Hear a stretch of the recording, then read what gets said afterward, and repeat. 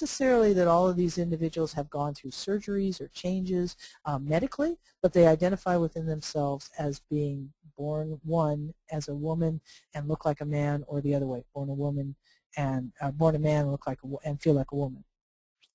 When you change your gender identity, this is a whole class we could do just on this, but it's a long, complicated process. It's not something somebody decides in one day. So if you're dealing with this in an HR perspective, know that there's a lot of work because you have to change not only legal documents, but there's many issues in your personal life that you have to change as well.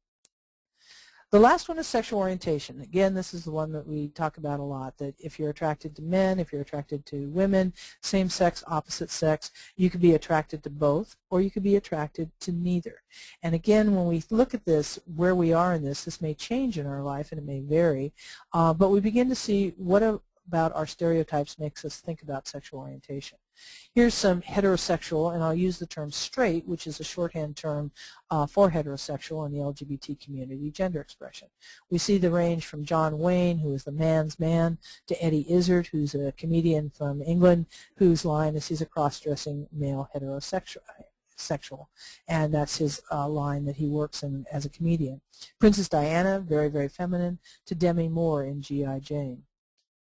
Then we look at gay men, and we see someone like Carson Kressley, who, if you watch Queer Eye for the Straight Guy, embodies many, many of those stereotypes that people have about gay men.